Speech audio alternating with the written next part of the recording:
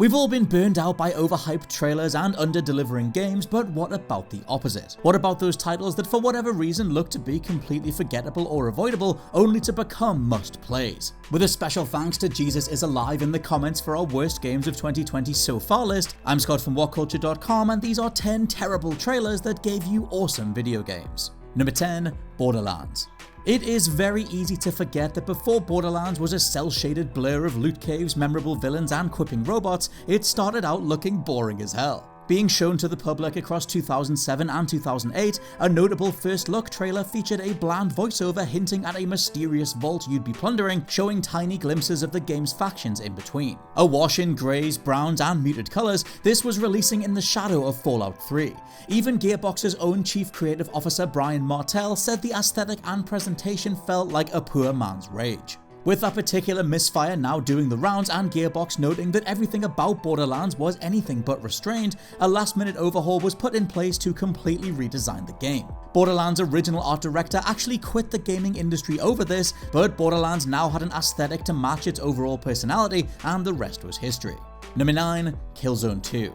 Remember the time Sony straight up faked footage for their new game, passing off this CG trailer for KILLZONE 2 as actual gameplay? Yep, the PS3 era remains a notable dark spot in their ledger for reasons just like this. Quite ridiculously, the real reason this happened came from Guerrilla Games not knowing that what they'd submitted as a target render to Sony for a game that was still in progress would actually be featured front and center. Understandably, such a high-profile lie thermonuclear detonated any goodwill around the project in the process, causing a backlash Sony had never felt before. And yet, KILLZONE 2 has single-handedly one of the coolest multiplayer modes ever seen in gaming. Combining 5 different multiplayer rule sets into each match, you'll rotate through capture the flag, deathmatch, killing a specific enemy player, and more, all on the fly as each game unfolds. Whilst the campaign was lavishly produced and solid enough, the multiplayer was the hidden gem in KILLZONE's crown, remaining the reason to stave off that horrible reputation for years after launch.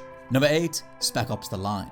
We weren't ready. Precisely because the immaculate subversive hand SPEC-OPS plays requires you to have no idea what you're in for, all surrounding marketing made this title seem as generic as possible. Another bunch of hoorah soldiers on foreign soil doing what's necessary to make it back alive. Well, you can insert your own generic military trailer dialogue here because it was everywhere.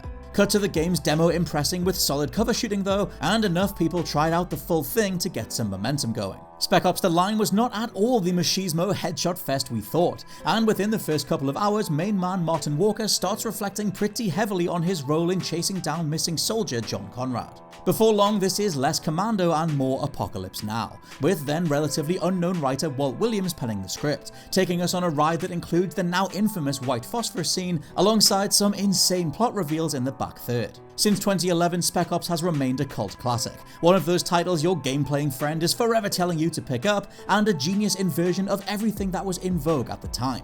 It's still highly recommended to this day, available with auto HDR frame rate and resolution boosts if you can find an Xbox Series X. Number 7, Mortal Kombat 11.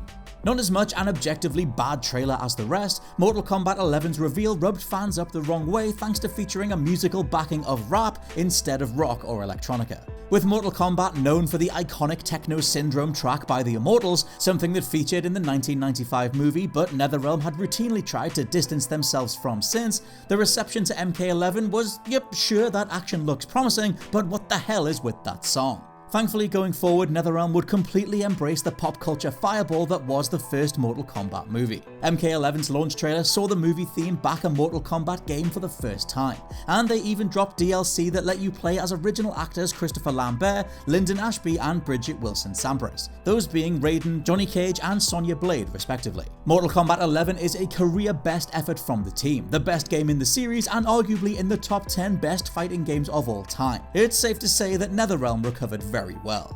Number 6, Brutal Legend. Something a bit different for this one, as the marketing department very much did their job getting millions of us excited beyond belief for Brutal Legend, it's just that the game advertised was not what actually existed.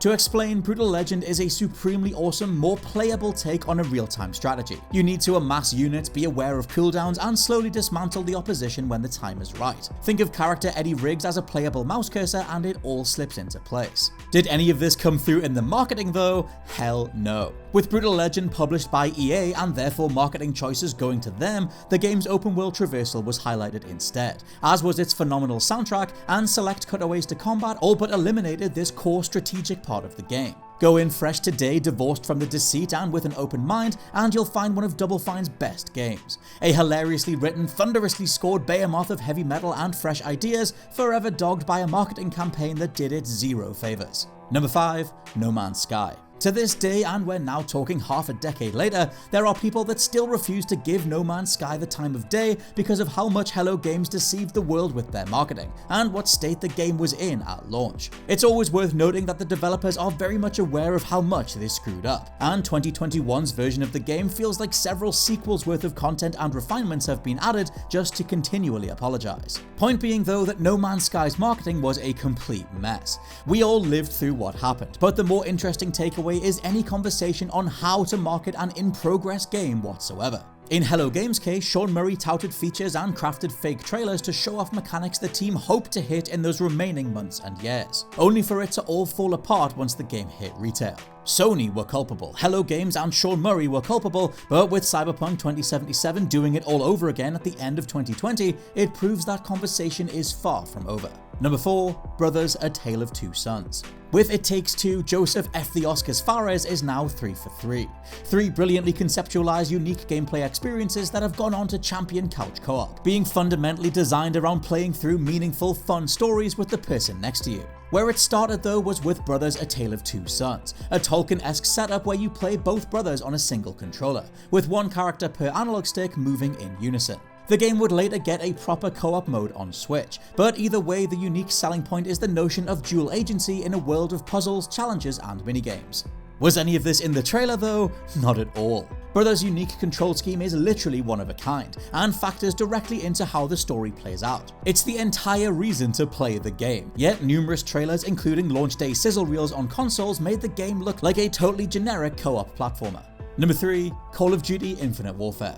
Still YouTube's most disliked game trailer of all time, Infinite Warfare landed with a thud and proceeded to make every wrong move possible across the course of 3 minutes 24 seconds. First up, fans hated the fact Activision were yet again chasing a nebulous sense of science fiction for the Call of Duty brand overall. Spaceships, robots and laser weapons had no place in a mainline Call of Duty, and after Advanced Warfare was fine enough, but Black Ops 3 felt misguided and all over the place story-wise, they'd simply had enough. Next was a god-awful cover of David Bowie's Space Oddity, kicking in with the memorability of a pub band too many pints in. We then ended on saying a Modern Warfare remake was actually real and was coming after all, but you'd have to buy the Legacy Edition of Infinite to play. For the game itself though, well, it was actually a pretty awesome sci-fi military shooter. Factions war over remaining resources amongst the stars. Kit Harington and Conor McGregor are a balmy pair of villains to go up against, and all round this production spared no expense, having a remarkably tight, fun script alongside. Seriously, try Infinite Warfare today, knowing Call of Duty is all okay again. You'll likely be pleasantly surprised. Number 2, Earthbound.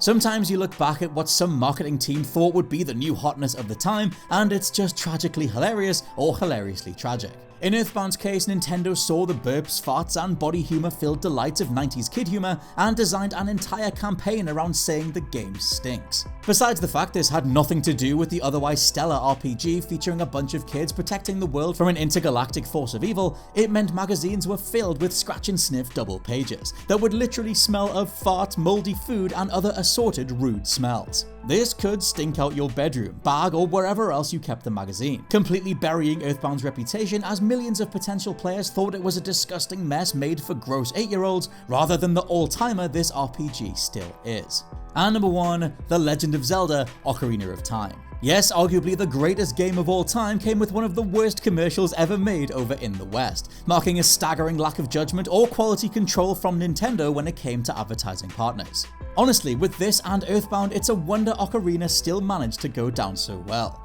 With a bizarre, overly quirky score backing the whole thing, weird lines of text ask "Willst thou flee or fight?" before asking if you'll get the girl or fight like one. While sexism in 90s game adverts was sadly nothing new, the reality of Zelda's role in Ocarina was one of the only times an archetypal princess didn't stay a one-dimensional damsel in distress. Regardless, this was a terrible look for the game, and it's testament to the final product that Nintendo still smashed sales records.